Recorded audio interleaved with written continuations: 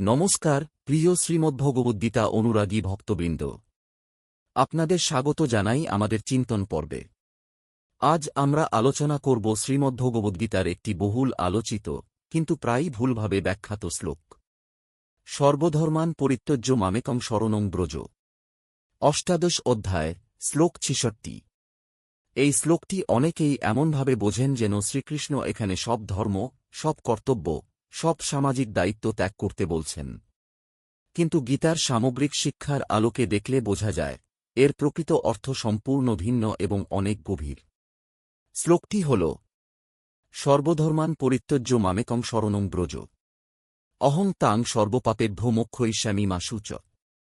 অর্থাৎ, সব ধর্ম ত্যাগ করে তুমি একমাত্র আমার শরণাগত হও, আমি তোমাকে সকল পাপ থেকে মুক্ত করব, দুঃখ করো না।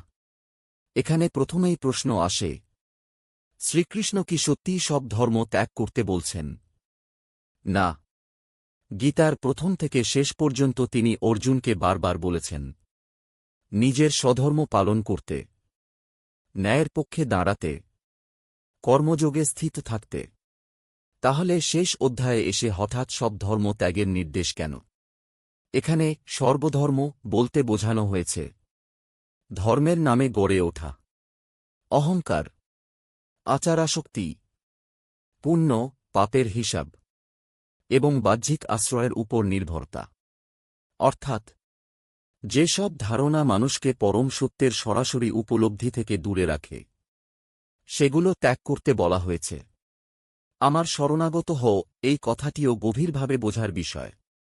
এখানে আমার মানে কেবল একটি ব্যক্তিগত দেবরূপ নয়, বরং সেই সর্বব্যাপী চেতনা যাকে গীতা ব্রহ্ম, ঈশ্বর বা পরম সত্য বলে। অতএব শ্লোকের মর্মার্থ, সব দ্বন্দ্ব, ভয়, অহং ও ভ্রান্ত আশ্রয় ত্যাগ করে পরম সত্যের উপর সম্পূর্ণ আস্থা স্থাপন কর। এটি দুর্বলতার সমর্পণ নয়, এটি জ্ঞানের সমর্পণ। এই শ্লোকের আরেকটি গুরুত্বপূর্ণ দিক হল, এখানে ত্যাগ বলতে কর্মবিমুখতা বোঝানো হয়নি। শ্রীকৃষ্ণ অর্জুনকে যুদ্ধক্ষেত্র থেকে পালাতে বলেননি, বরং বলেছেন অহংকার ছাড়া, ফলের আসক্তি ছাড়া নিজের কর্তব্য পালন কর। অতএব ত্যাগ মানে আমি কর্তা এই অহংবোধের ত্যাগ। যখন মানুষ ফলের আকাঙ্ক্ষা, ভয় ও দ্বন্দ্ব থেকে মুক্ত হয়, পরম সত্যে আস্থা স্থাপন করে এবং নিজের সত্তাকে সেই সর্বব্যাপী চেতনার হাতে সমর্পণ করে, তখনই তার অন্তর অজ্ঞান ও বন্ধন থেকে মুক্ত হয়।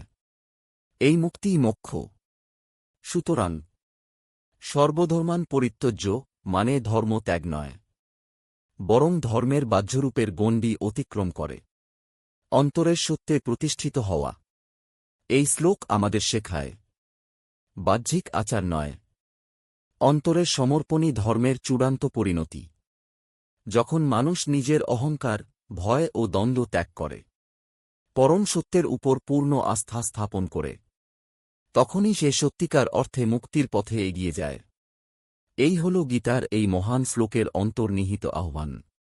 বাহ্যিক ধর্মের সীমা ছাড়িয়ে অন্তরের চেতনায় প্রতিষ্ঠিত হও।